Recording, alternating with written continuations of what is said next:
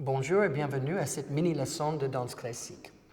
Cette leçon est un petit peu différente parce que on va s'adresser à un autre aspect de la danse. Dans les leçons précédentes, je parlais beaucoup de la mécanique, les choses physiques, et j'ai souvent parlé de la pensée.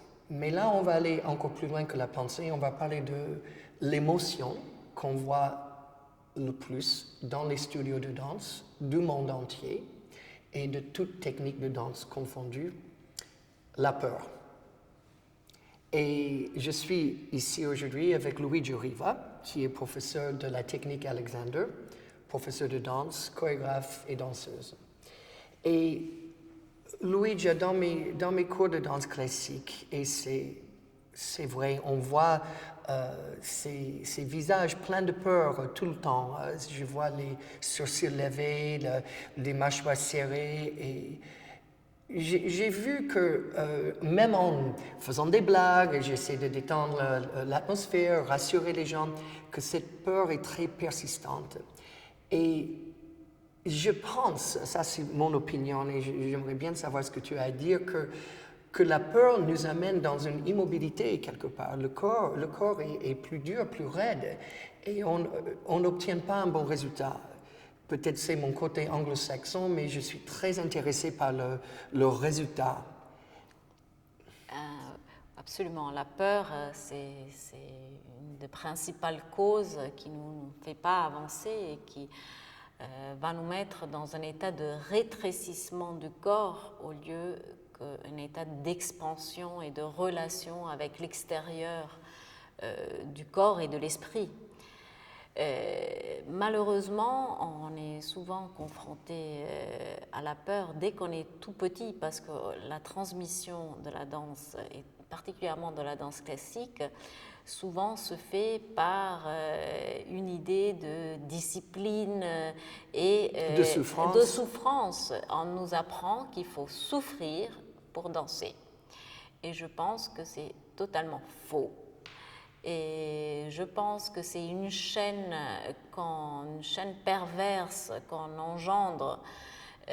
D'abord, on introyette ça quand on est tout petit en tant qu'élève, qu'il faut souffrir. Donc, on arrive à avoir du plaisir à souffrir. Et ce qu'on va faire, c'est que une fois en tant que professeur, on va transmettre ça à nos élèves. Ah oui. Et donc, on va les mettre dans une situation où ils ne peuvent pas danser librement et être là, tout simplement, et danser, mais on va les mettre dans une situation de peur en pensant que ça va être la meilleure façon de les faire progresser. C'est vrai, moi j'avais pris même quand je dansais, je me rappelle des cours de danse où les professeurs carrément lançaient des chaises, ils hurlaient, ils l'insultaient et j'avais vu des danseurs venir à lui après le cours lui remercier. Et ça m'a choqué parce que c'est vrai que, bon, on va se tenir, on a un petit résultat, mais c'est très limité à la fin, non? C'est extrêmement limité et je suis tout à fait d'accord et j'ai vu moi-même des élèves être contents d'être maltraités car ils pensent qu'il y a un intérêt du professeur en vis-à-vis d'eux. Donc, oui, c'est comme un rapport très infantilisant. Le professeur, il va te punir parce qu'il tient à toi. Et le professeur a une sensation peut-être de pouvoir qui inconsciemment flatte son ego. Et parfois, je me demande si des profs qui travaillent surtout avec en terrorisant les danseurs, ils veulent en fait que les danseurs se sentent aussi mal qu'eux. C'est très possible. C'est possible. Bon, on ne va pas les juger, peut-être c'est ça comme ils ont appris. Je pense que c'est tout ce qu'ils connaissent. Voilà, c'est ça. Donc, ce n'est pas un jugement, mais on constate et on a peur de quoi finalement à la fin? Pourquoi tellement de peur? À part que ça s'était transmis, est-ce qu'il y a des choses immédiates et réelles qui causent cette peur? Ben, on a peur de se tromper. On a peur de se tromper. Alors ça, déjà. Mais moi, je pense qu'on ne vient pas en classe de danse pour travailler sa mémoire. Enfin, de faire une sans faute, bon, on est content, mais ça Oui, dépend mais comment c'est fait. ce n'est pas juste la mémoire. Oui, effectivement, la mémoire, c'est un des points, mais on a peur de se tromper physiquement, de n'être pas assez bon. Donc là, on pourrait ouvrir le chapitre sur l'inhibition. Qu'est-ce que veut dire inhibition en technique Alexander? Ça n'a rien à voir avec l'inhibition freudienne, mais ça veut dire d'être capable de dire non à un stimuli. Et je vais être plus claire sur ce sujet. Ça veut dire que quand on a, par exemple, on doit faire un tour, si on dit pas non au premier à ce stimuli-là, qu'est-ce qu'on va faire? Si on veut tellement bien réussir sa pirouette, on va mettre en place tout ce qu'on connaît aujourd'hui, que mon corps et mon esprit connaissent, pour faire cette pirouette. Et peut-être ce n'est pas la bonne façon. Donc pour changer ma façon d'aborder la pirouette, il faudra que je dise d'abord non au stimuli de la pirouette et ensuite j'en pense.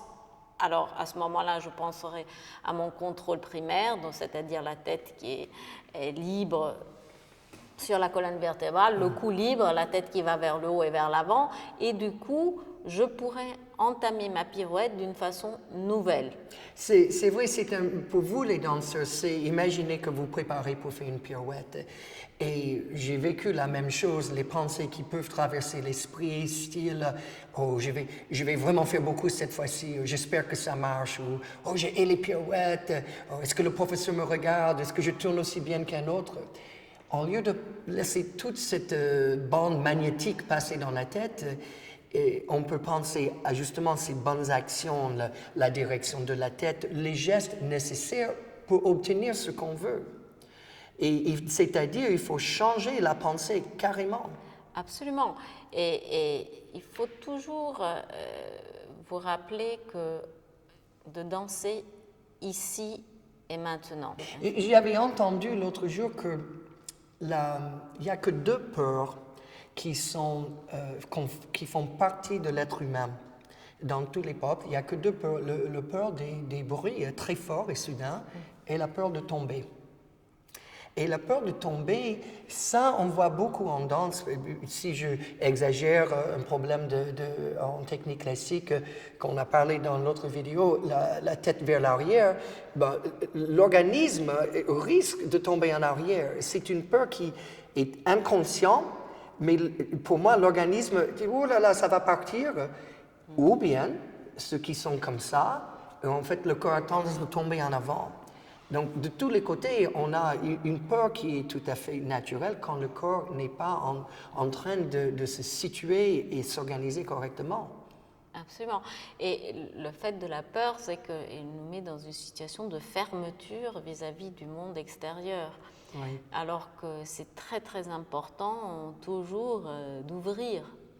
Plus on ouvre, plus c'est facile de danser.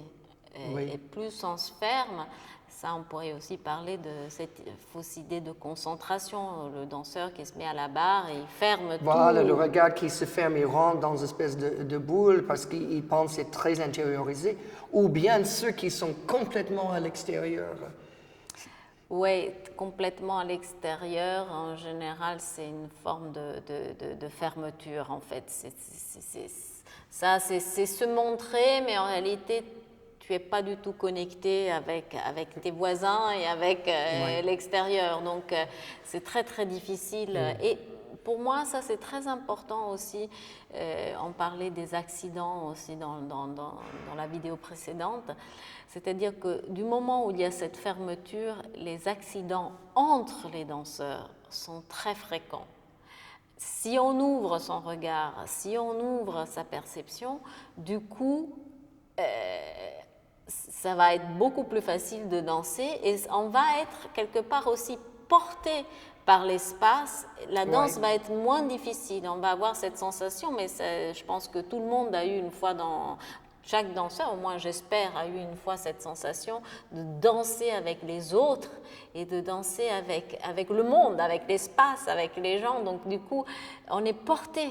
On n'a pas cette sensation qu'on doit faire quelque chose, mais on s'inscrit dans l'espace et on s'inscrit dans le monde. Et oui, c'est un sujet énorme, la peur, hein, et on peut aller très loin, mais il va falloir qu'on arrive à une conclusion. Et peut-être, moi, Luigi, j'aimerais dire, peut-être aux professeurs de se demander vis-à-vis de votre rapport avec vos élèves, est-ce que vous cherchez de les contrôler par la peur? Est-ce que c'est peut-être comme ça vous avez appris? Et est-ce qu'il y a une meilleure façon de faire? Et vous, les danseurs, est-ce que c'est votre habitude de poser une main sur la barre, rentrer dans un studio où va se dérouler un cours de danse classique et vous voyez votre corps se figer par la peur?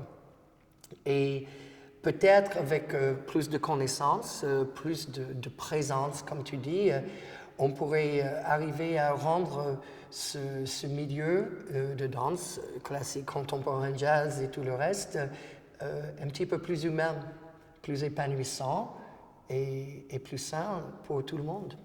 En tout cas, on milite pour. Oui, et on va continuer la bataille. Merci beaucoup, Luigia.